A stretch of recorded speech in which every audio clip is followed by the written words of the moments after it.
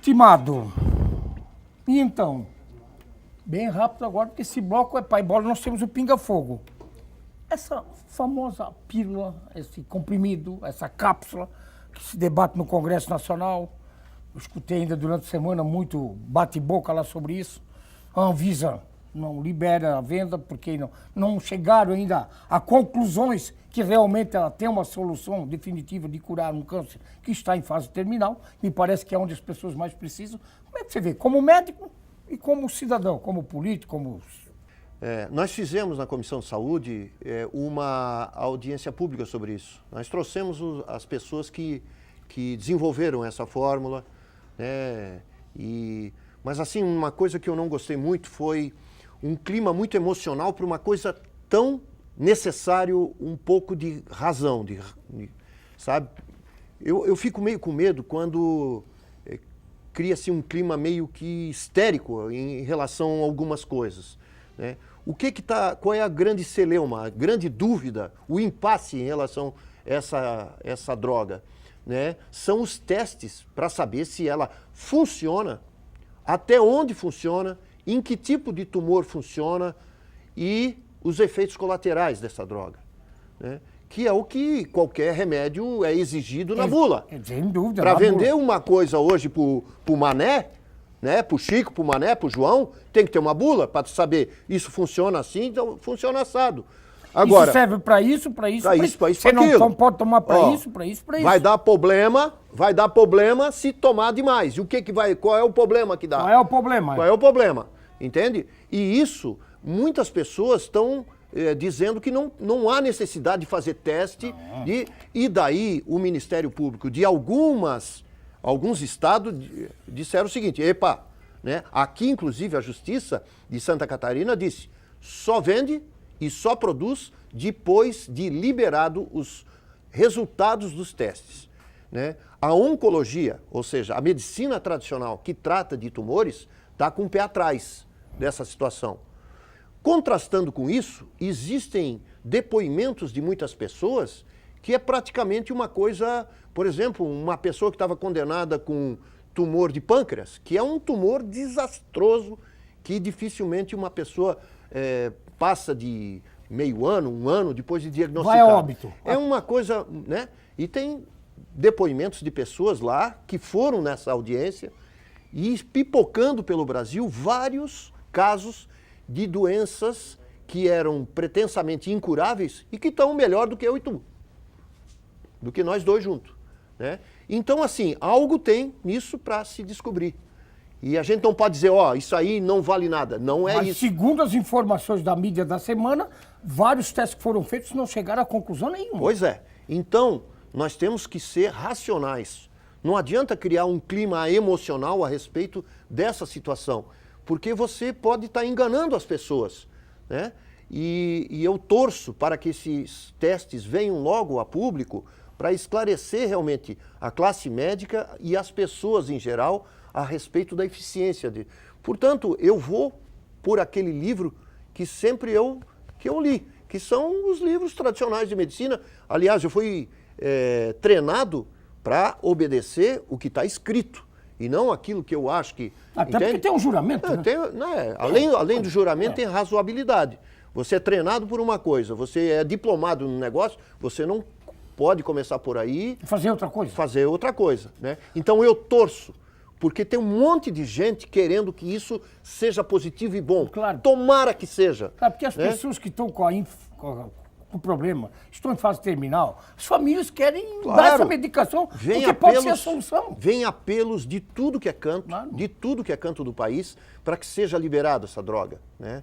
Mas a saúde pública, o Ministério, enfim, né, estão querendo apurar, acelerar, dando inclusive recursos para que esses testes que são caríssimos, eles ocorram no mais breve tempo possível e ofereçam os resultados. Para nós ganharmos tempo aqui, a BR-470 é mais ou menos parecido com a Celeuma da 280, que é a sua região, que liga Guaramirim, Jaraguá, São Francisco do Sul.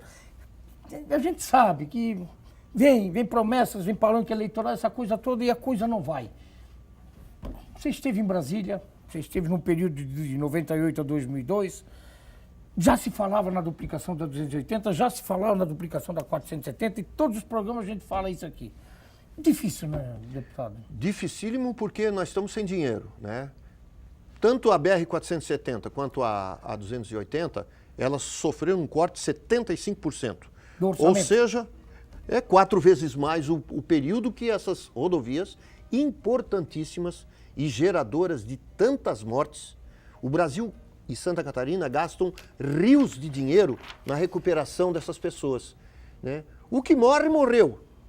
Mas o que fica, muitas vezes fica em camas, arrebenta economicamente uma família sem perna, inteira, sem braço. Coisa, é um desastre para a nação. Cama. São 50 mil pessoas mortas e tantas outras, umas 180 mil por ano, né, decepadas no Brasil afora.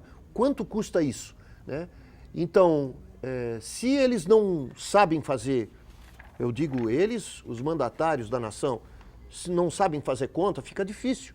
Por isso, esse atraso é indesculpável, né? Nós não podemos mais aguentar uma conversa que já vem desde a década de 90. Isso é velho, isso é antigo. E com o desenvolvimento da nação, né, a gente pode fazer um paralelo. Qualquer cidade que tenha a rodovia duplicada, e tão importante como essa, o PIB dessa cidade vai lá para cima. Sem dúvida. Cresce tudo, Sem dúvida. melhora. Não vai vir ninguém para o Alto Vale se não tem estrada. Lucratividade, o turismo, é tudo, né?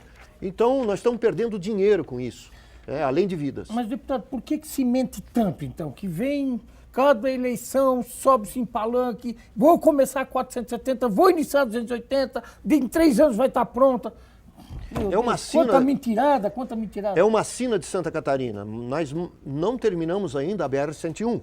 Ainda não acabou, né? Ainda tem um impasse lá com aquela área do Morro dos Cavalos, daquele negócio dos índios, que não acabou aquela conversa, né? Aliás, é um outro problema sério que até a Fiesc, que é a Federação das Indústrias, está botando a faca no peito de nós todos lá, né, para fazer alguma coisa em relação a isso. São várias ferrovias, por exemplo, o contorno ferroviário de São Francisco do Sul. Os caras compraram 2 milhões de dormentes que estão apodrecendo desde 2009 no pátio do DENIT. O dormente está dormindo. O dormente está dormindo. São 25 milhões de uma ferrovia, de um desvio de 20 e poucos quilômetros, desde um pouco antes de São Francisco até o Porto. Tchau para aquele dinheiro.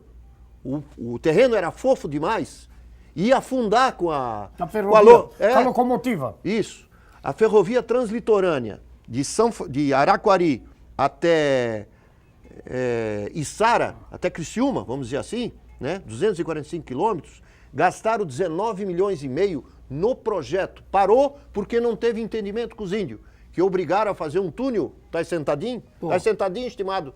De 59 quilômetros. Um túnel de 59 de 16 bilhões. Para poder passar o trem no meio da montanha. Deixa eu entender, 16 bilhões. Não é milho grande, bilhões. Isso está escrito num documento que eu recebi do DIF, que é o Departamento de Infraestrutura Ferroviária do Brasil. Mas o cara veio aqui. O que impedia que tinha que fazer isso tudo? O que os índios, só para entender? Ninguém sabe. O Brasil não controla bem o seu dinheiro, né? Joga dinheiro bom no ralo. Essas são 2 obras super importantes para o desenvolvimento do Estado, opções modais de transporte, né? E perde o Alto Vale, com a não duplicação da 470, perde lá a região do Porto de São Francisco, a não duplicação 280. Né? Me diz uma coisa. Fala. Se mente, eu fiz essa pergunta, se mente muito quando se promete isso? Mente descaradamente. Em 2010, na campanha de presidente, né, foi a mesma coisa. Foi a eleição da Dilma, não foi? Foi, exatamente. Não, dentro de 2 meses começa a duplicação da BR-280. Isso está uma manchete nos jornais, na notícia. É tudo a mesma coisa. Isso é mentira para ganhar eleição. Estimado, aqui rapidinho para nós ir um pouquinho da política, bem rapidinho. Voluntários, bombeiro voluntário, que você tem uma paixão também desenfreada por isso? Muito, né? Tem várias cidades que os bombeiros voluntários, eles são contratados pelas comunidades, pelas prefeituras e resolvem todo o problema. Daí o que o Estado fez através do comando militar? Instalou bombeiros militares nessas cidades onde voluntários já dão conta. Já dão. E o que mais? Os militares, dizendo que a lei só dá para eles o poder de polícia, o poder de fiscalização e de prevenção, cobram taxas pesadas de comunidades que já estão investindo no Corpo Bombeiro Voluntário.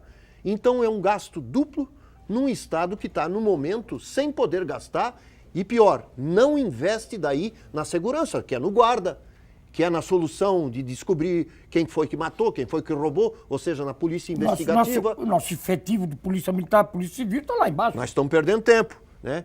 Então, faz poucos dias atrás, veio o subcomandante-geral dos bombeiros militares. Acho que tem que ter um grande entendimento entre as duas corporações, que pode ser mediado pela Assembleia Legislativa, para a gente solucionar o quanto antes.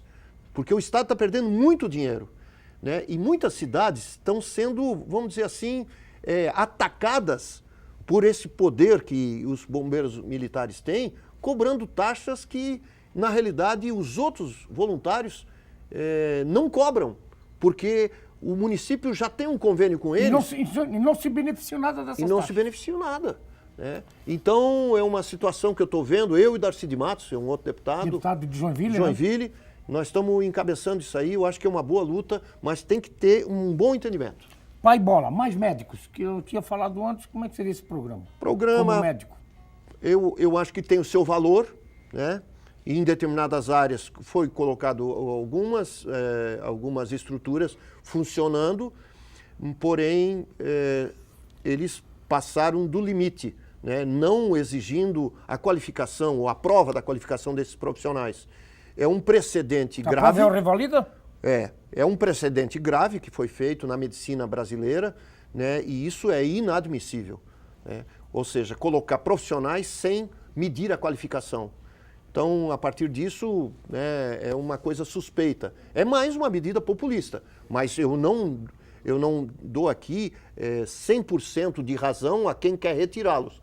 Eu acho que tem o valor, tem que ser bem feito, mas tem que ser aprimorado e colocado nos trilhos. Faculdades de medicina, muitas faculdades, nós vamos provavelmente ter um erro de sua até metade do ano, até final do ano, devemos ser contemplados como uma faculdade de medicina aqui. Como é que você vê? Muitas faculdades, né, tomara que não seja essa, né, estão sendo liberadas pelo governo à torta e à direita.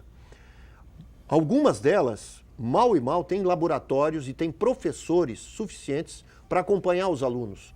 Ou seja, são entidades, né, que não estão querendo apenas formar, mas apenas se beneficiar das altas mensalidades.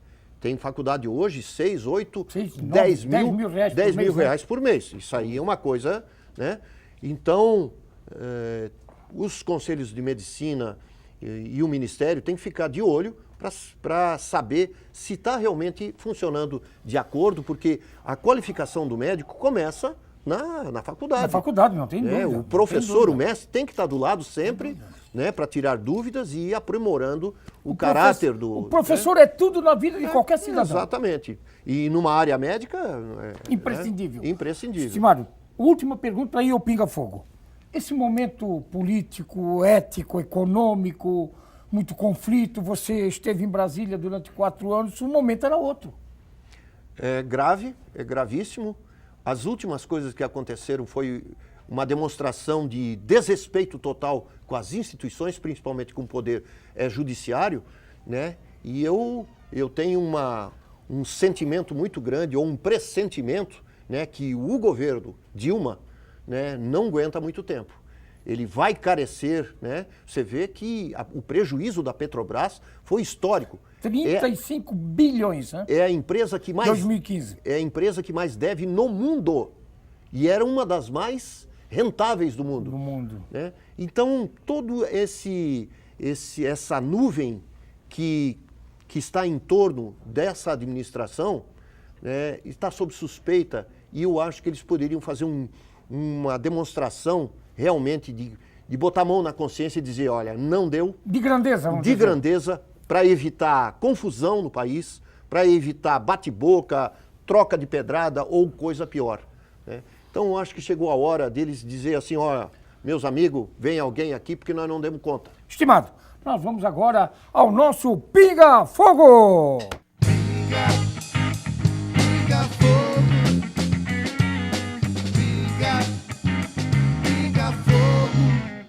hobby do estimado? Hobby. Bom, antes eu batia uma bolinha, eu era centroavante. Hoje em dia eu estou quase indo mais pro dominó. Estou ficando craque no dominó lá no Ribeirão da Ilha. Tem uns assessores meus aí, estou conseguindo passar umas pernadas nos caras aí. A religião? Religião evangélica luterana. Luterano? Como é que você vê Eu sou de criação católico, né? Formação totalmente católica lá de Blumenau, da Igreja Matriz, mas casei numa igreja de confissão luterana do Brasil e participo, né, da comunidade. Como é que você vê essa figura de Deus, essa figura extraordinária que a gente não consegue vislumbrar, mas está em todos os cantos?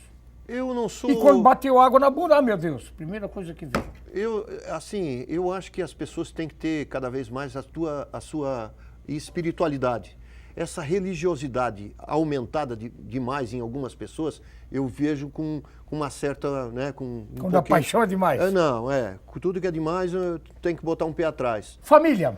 Família, tenho esposa, 2 filhas, uma que gosta de academia, tem academia com o marido dela, e a outra que vai começar essa semana a trabalhar no meu consultório como psiquiatra. Já formou, já fez residência Já médica? fez residência e tal, tá Que prontinha. show de bola. O prato preferido do Dr. Vicente? Gosto de massa, né? Eu sou um calabrês apaixonado por cozinha, é um dos grandes hobbies que eu tenho, cozinhar. Você gosta de cozinhar? Adoro, né? Adoro receber, sou um enjoado para... Quando eu vou numa cidade, vou direto aonde? Vou no mercado público, seja Buenos Aires, São Paulo, Mercadão... Itajaí, Curitiba, eu vou lá onde que tem a coisa melhor, aquela coisinha comprar lá e tal, e fazer. A bebida para acompanhar isso tudo? Olha, eu tomo meu skin com água com gás, né? Tomo uma cerveja, uma originalzinha e tal, né? E o vinho. Eu não sou enjoado para beber, eu gosto de uma companhia, né? E te dizer uma coisa, eu bebo cada vez menos. Uma bebidinha, outra vai bem, entende? Mas teve a época do porrete, já foi. Já foi. Já foi, né? A música, o estilo, você tem a banda Chapéu Preto aqui, que você disse que ficou encantado aí no intervalo. Esses caras aqui me impressionaram realmente, né? O Chapéu Preto aí eu tenho que tirar o chapéu para eles. Parabéns, E eu gosto de blues, gosto de bossa nova. São os ritmos, são as coisas que eu mais gosto. Gosto de um rock, mas não um rock tão maluco lá. Maioridade penal. Maioridade penal. Acho que nós temos um tratado, né, que o tratado o Tratado da Criança e do Adolescente, o Estatuto, o ECA, né, ele tem que ser melhorado em alguns pontos. E realmente a situação como está exige uma reflexão, né, sobre o que fazer com o menor que passou dos limites. Então, acho que tem que ser aprimorada essa lei. Agora, tratar todo menor de 14, 15 anos, colocar em cadeia comum, só vai aumentar o problema. Né? E o Brasil, como em qualquer outro país do mundo, não vai aguentar de recurso para manter esse tipo de, entre aspas, clientela na cadeia, que exige muito mais do que uma simples cela. Né? Como eu disse, no sistema socioeducativo a coisa já está ruim. Se nós colocarmos essas crianças e adolescentes no meio dos outros, nós vamos explodir a criminalidade. Né? Mas eu tenho certeza de que algo tem que ser feito em cima do ECA, do Estatuto da Criança e do Adolescente. O que você mais, para encerrar agora, o que você mais detesta no ser humano e admira nesse bicho homem aí? O que eu acho assim que é o protótipo do cara bom, né? É o cara que trata bem as pessoas, que é um cara verdadeiro, que é um cara solidário, né? Que respeita tanto a natureza, os animais e principalmente os seus parceiros humanos. Isso é o que eu mais admiro nas pessoas. O que eu menos admiro é a maldade, é a mentira, né? E a falta de respeito. Então, esses são algumas coisas que eu quero me colocar longe de pessoas que fazem uma maldade com animais, criança, idoso. E principalmente com uma coisa assim, sabe?